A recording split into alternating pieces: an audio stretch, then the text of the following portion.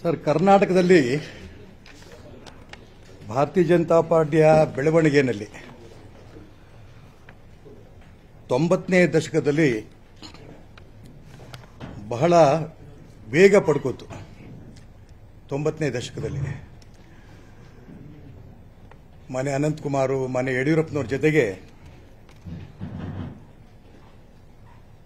ಹೆಗಲಿಗೆ ಹೆಗಲು ಕೊಟ್ಟು ಇಡೀ ರಾಜ್ಯದಾದ್ಯಂತ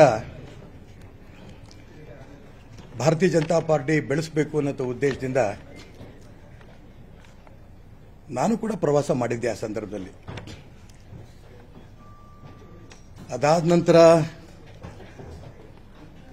ಮಾನ್ಯ ಜಗದೀಶ್ ಶೆಟ್ಟರು, ಮಾನ್ಯ ಪ್ರಹ್ಲಾದ್ ಜೋಶಿಯವರು, ಮಾನ್ಯ ಸದಾನಂದ ಗೌಡರು ಎಲ್ಲರೂ ಕೂಡ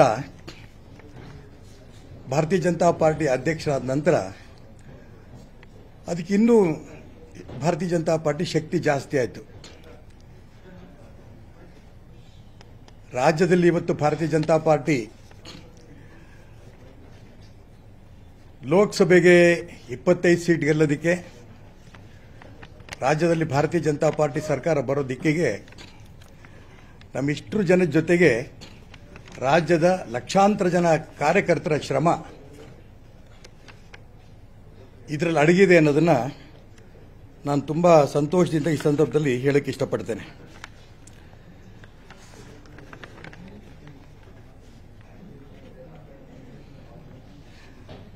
ನನ್ನ ಮೇಲೆ ನಿರಾಧಾರವಾದ ಆರೋಪ ಬಂದಿತ್ತು. ಆರೋಪ ಬಂದಂಥ ಸಂದರ್ಭದಲ್ಲಿ ನಾನು ನಮ್ಮ ಕೇಂದ್ರದ ನಾಯಕರಿಗೆ, ನಮ್ಮ ರಾಜ್ಯದ ಮುಖ್ಯಮಂತ್ರಿಗಳಿಗೆ ಮತ್ತು ರಾಜ್ಯದ ಭಾರತೀಯ ಜನತಾ ಪಾರ್ಟಿ ಅಧ್ಯಕ್ಷರಿಗೆ ನಾನು ಮಂತ್ರಿ ಸ್ಥಾನಕ್ಕೆ ರಾಜೀನಾಮೆ ಕೊಡಬೇಕು ಅನ್ನೋಂಥ ನನ್ನ ಬಯಕೆಯನ್ನು ಅವರ ಹತ್ರ ಎಕ್ಸ್ಪ್ರೆಸ್ ಮಾಡಿದೆ.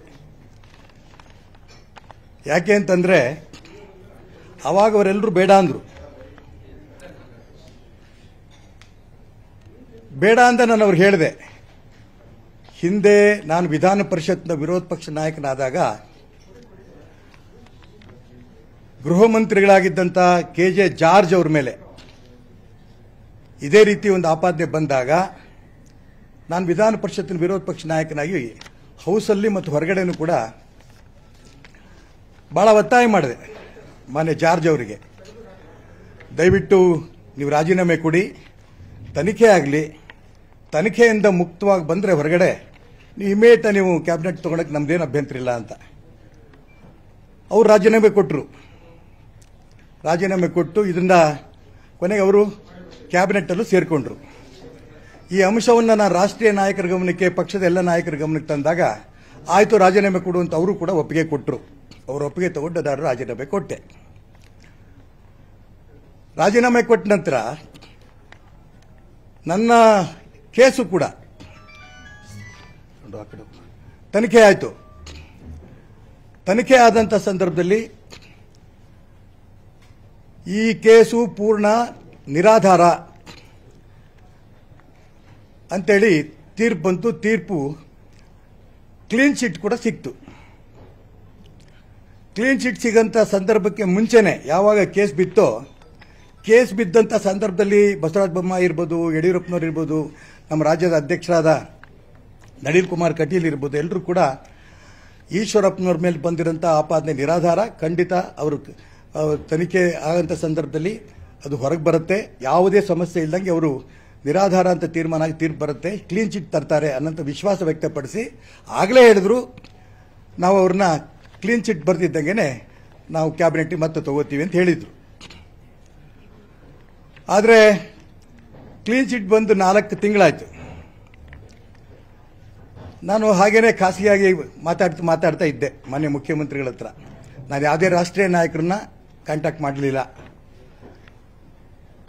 ಆಗ ಮುಖ್ಯಮಂತ್ರಿಗಳು ಹೇಳ್ತಾ ಇದ್ರು, ನಾನು ಪ್ರಯತ್ನ ಮಾಡ್ತೀನಿ, ಆದಷ್ಟು ಬೇಗ ಸೇರಿಸ್ಕೋತೀನಿ ಅಂತ. ಮೊನ್ನೆ ತನಕನೂ ಆಗಿರಲಿಲ್ಲ. ಕೊನೆಗೆ ನಾನು ನಿನ್ನೆ ಬೆಳಗಾವಿಗೆ ಹೋಗಿ ಅಧಿವೇಶನದ ಸಂದರ್ಭದಲ್ಲಿ ಒಂದು ರೀತಿಯ ಸೌಮ್ಯ ಸ್ವಭಾವದ ಪ್ರತಿಭಟನೆ ನಾನು ಮಾಡ್ತೀನಿ, ಅನ್ನಂತ ತೀರ್ಮಾನ ಮಾಡಿ ಪತ್ರಿಕೆಗಳಲ್ಲೂ ಹೇಳಿ ಸ್ಪೀಕರ್ ಅವ್ರ ಕೈಲಿ ಈ ಒಂದು ನಾನು ಬರೋಕ್ಕಾಗ್ತಾ ಇಲ್ಲ ಸೆಷನ್ಗೆ ಅಂತ ಹೇಳ್ಕೊಂಡು ಪತ್ರವನ್ನು ಕೊಟ್ಬಿಟ್ಟು ಬಂದಿದ್ದೇನೆ. ಈ ಸಂದರ್ಭದಲ್ಲಿ